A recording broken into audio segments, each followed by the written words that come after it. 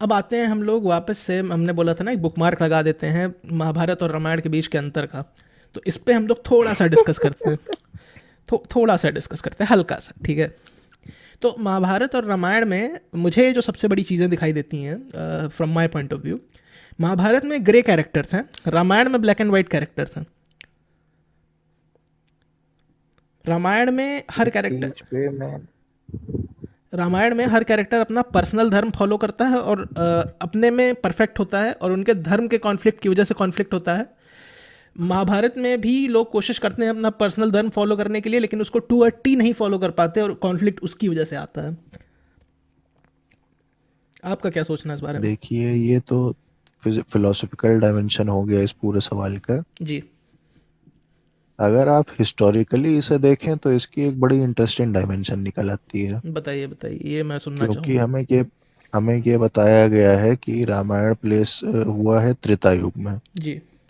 त्रेता युग के अंत में, और महाभारत हुआ है द्वापर युग के अंत में, हम्म। कलयुग के स्टार्ट होने के जस्ट पहले। हम्म। ये तो हमारी माइथोलॉजिकल टाइम कीपिंग का एक नमूना है। जी। अगर हम एक अपनी हिंदू माइथोलॉजी की पूरी टाइमलाइन बनाएं तो इसमें रामायण काफी पहले आता है, कई लाख साल पहले। जी। लेकिन इंटरेस्टिंगली जो आपकी हिस्टोरिकल टाइमलाइन है, क्योंकि जब भी हम किसी हिस्टोरिकल डॉक्यूमेंट को देखते हैं, फिक्शनल नॉन फिक्शनल कुछ भी, हम्म। तो हम उसके जिस हिसाब से उसकी लैंग्वेज है, जिस चीज़ों के बारे में, स्ट्रक्चर्स के, टाउन्स के बारे में बात की गई है, हम्म। जिन आइडियाज़ की बात की गई है, जिन जगहों की बात की गई है, उसके आधार पे हम उसकी डाउन टू 1 सेंचुरी करेक्टनेस तक एज बता सकते हैं। हम्म। इस आधार पे कई लोगों को ये जान के थोड़ा अचरज हो सकता है कि महाभारत पहले लिखी गई है। ऐसा हो सकता है। मुझे मुझे ऐसा कोई हो सकता है नहीं, ऐसा अचरज बहुत ही लाइकली है, और मुझे अचरज नहीं होता इस बात पे बहुत। ऐसा बहुत ही प्रूव किया जा चुका है, क्योंकि जो आपकी महाभारत थी जी। उसका ओरिजिनली नाम जय था। जी, ये तो फैक्ट है। और ये असल में महाभारत का एक इंटरप्रिटेशन ये लिया जाता है कि इसका नाम महाभारत इसलिए है क्योंकि ये भारतों का एक ट्राइब हुआ करता था, जिसके नाम पे भारत देश का नाम रखा गया है। ये वन ऑफ द इंटरप्रिटेशन है जी, बिल्कुल सही बोल। जी। और उन्हीं भारतों के ऊपर ये किताब लिखी गई थी, और भारत जो ट्राइब था वो इंडिया में बसने वाले पहले ट्राइब्स में से एक था। तो इस ट्राइब को प्लेस किया जाता है मेरे ख्याल से 1500 से 1000 बीसी के आसपास। उस हिसाब से महाभारत इनके एक पारिवारिक मसले के बीच में हुई कहानी का एक सेमी फिक्शनल अकाउंट है, जी। Not necessarily involving the celestial weapons involved. जी। लेकिन उसके बाद इंटरेस्टिंग चीज ये आती है कि ये स्टार्ट हुआ था मात्र 24,000 श्लोकों से। जी। यहाँ भी मैं हो सकता हूँ गलत हूँ, क्योंकि ये कई सोर्सेस तो बोलते हैं कि सिर्फ 8,000 श्लोकों से स्टार्ट हुआ था। लेकिन ये ओवर द कोर्स ऑफ लगभग 1,000 साल बढ़ते बढ़ते बढ़ते बढ़ते 1 लाख श्लोकों तक पहुंच गए, by which point it is the world's longest epic.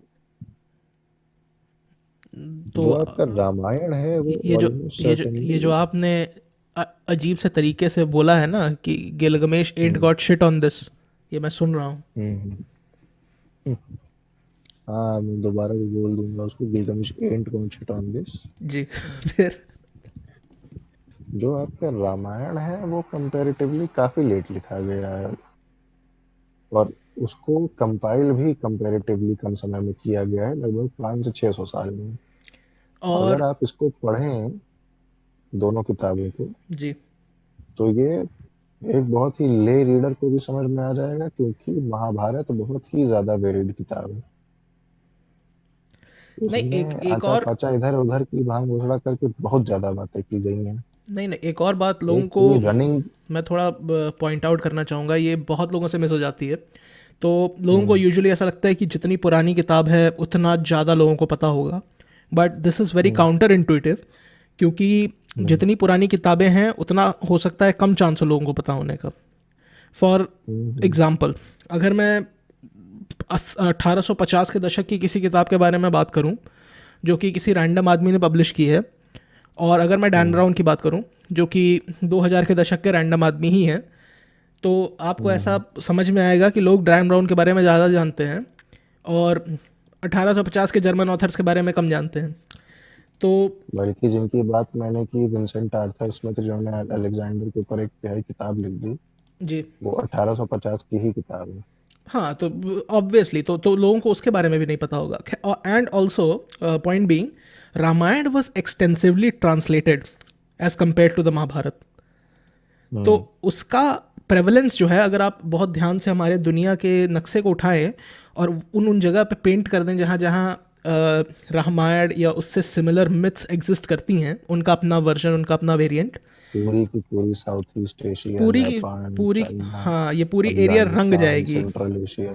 Technically speaking दुनिया का एक तिहाई से दो तिहाई हिस्सा या आधा हिस्सा रंग जाएगा। तो भगोए में। दैट इज भगवे भगवे में नहीं रंगेगा, लेकिन आप समझ सकते हैं मेरी बात को कि ये हाँ। जस्ट बिकॉज कि एक मिथ को या फिर एक कहानी को ट्रांसलेट कर दिया गया, it led to a very huge wide spread of the story. और अनदर थिंग, जैसे जिसको शास्त्रों में कहा गया है रीसेंसी बायस। तो कोई भी चीज़ अगर हम्म। रीसेंट होती है तो उसकी तरफ लोगों का बायस होता है। अगर आप 4 एनिमे देखते हैं, तो आपने जो पहला एनिमे देखा था आपको थोड़ा फीका लगेगा आखिरी जो एनिमे देखा था उसके कंपैरिजन में। हालांकि अगर आप दोबारा देख लें पहला एनिमे तो आपकी मेमोरी रिफ्रेश हो जाती है, फिर आपको वो ज़्यादा अच्छा लगने लग। Not the point. The point here is कि जो भी बुक बाद में लिखी गई है, चांसेस ये हैं कि वो ज़्यादा प्रेवलेंट होगी। वो भी बात है, और एक मैं जो बात करने जा रहा था, थीमेटिक कंटिन्यूटी की, तो जी, महाभारत में इधर उधर करके बहुत बातें की गई हैं। हाँ, ये, बहुत सारे लोगों की कहानी है, जी, और वो as a story telling method कई बार एक अलग टेंजेंट पे जाके एक आदमी के ऊपर फोकस करके उसी के ऊपर उल्टी करने लग जाता है। तो बिल्कुल, भले ही वो बहुत ही ग्रैंड स्केल पे लिखी गई कहानी है, लेकिन उसको पढ़ने के लिए आदमी में थोड़ा बूता चाहिए। इस मामले में रामायण के पास बहुत बड़ा एडवांटेज ये है कि वो, एक जैसा आदमी कि की नाम ही कहानी। सजेस्ट करता है, ओनली एक आदमी की कहानी है। वो सिर्फ और सिर्फ राम जी के ऊपर फोकस्ड है, उनके पैदा होने के पहले के सर्कमस्टांसेस, उनकी जिंदगी, उनका बचपन, उनकी शादी ब्याह सर्कमस्टांस, उनकी लड़ाई, उनका रूल, उनका आफ्टर रूल, स्वर्ग सिधार जाना, उनका वैकुंठ धाम को निकल जाना, जो भी है राम जी से ही कनेक्टेड है मोस्टली 90% ऑफ द टाइम। और अगर आपको ऐसा लगता है कि वो स्टोरी ब्रांच नहीं करती, उसके किरदारों की और कहानियाँ नहीं हैं, तो वो बिल्कुल हैं। द पॉइंट इज़ कि वो शास्त्र पहले ही सॉलिडिफाई हो गया था before all of this adding could be done, which was not the case with Mahabharata. उसके सॉलिडिफाई होते होते होते होते उसमें बहुत एडेंडम्स आ गए थे। अब हालांकि बहुत रैंडम जाके। रिलीजियस फैनेटिक लोग होंगे जो आके हम लोग को गाली देंगे कि अरे तुम कैसे ऐसे बोल सकते हो। तो बोल तो मैं उनको ऐसा भी सकता हूँ कि शिव जी का कॉन्सेप्ट वेदों में नहीं एग्जिस्ट करता था, और इट इज़ एन अमालगमेटेड कॉन्सेप्ट। और मैं अपने आप को बहुत शैव आदमी मानता हूँ, और मैं ये बात बोल रहा हूँ। और पैलेस वर्शिप, जो शिवलिंग के वर्शिप का मोड होता है, वो ऑलमोस्ट सर्टेनली हमने, अगर हम अपने आप को बाहरी आर्य समझें, तो हमने इंडिया के नेटिव ट्राइब से ही उठाया है। अरे पूरा शक्तिज़्म और ये जितना काल वर्शिप है, पूरा का पूरा ये जो ईस्टर्न पार्ट है इंडिया का, ये वर्शिप करता था तंत्र को, तंत्र वाला जो जितना पार्ट था, शक्ति की वर्शिप थी, ये सब का सब उठा के उसी एक सेक्ट में अमालगमेट कर दिया गया। लेकिन फिर वही और बात है, अगर आज आप ये बोल दीजिए और तो अगर 70 लोग चढ़ अल्ट्रा जाएंगे। रिलीजियस लोगों की अभी भी झाड़ में फायर हुई हो, तो एक लास्ट आग में घी और ये डाल देते हैं कि जो आपके चार वेद हैं, जी, उसमें से जो लेटेस्ट और सबसे नया लिखा गया है यजुर्वेद, आग बत गिराइए। वो भी अपने आप में काफी हद तक, मतलब नॉन आर्यन ट्रेडिशन से और इंडिया की नेटिव ट्राइब से इंस्पायर्ड है। अरे मत डालिए घी भाई साहब, इतना घी मत डालिए लोगों के। क्योंकि उसमें जितने भी मैजिक की बात की गई है, जितने भी सॉल्यूशंस की, जितने भी तंत्रों की बात की गई है, वो सब के सब ऑलमोस्ट एक्सक्लूसिवली इंडिया से ही इंडिया से ही उठाए गए उठाए हैं। गए। वो ओरिजिनल वैदिक पार्ट्स का हिस्सा नहीं है। खैर, एक बार में लोगों को इतना ही ऑफेंड कर सकते हैं हम।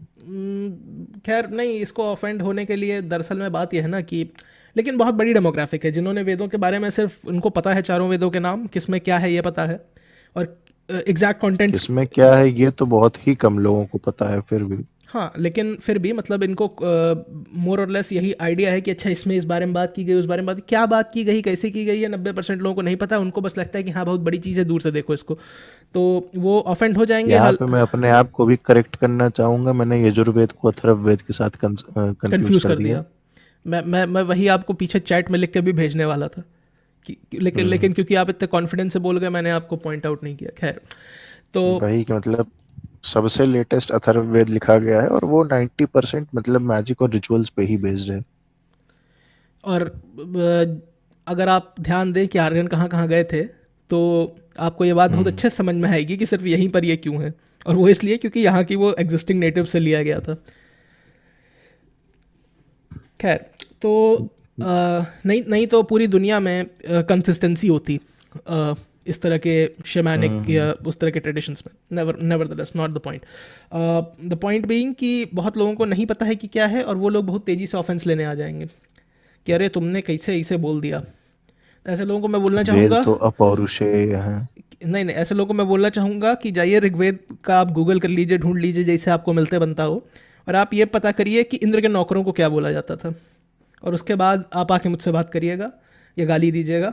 बहुत ज्यादा लड़ाई हो जाएगी। स्पॉइलर स्पॉइलर अलर्ट, उनको रुद्र बोला जाता था।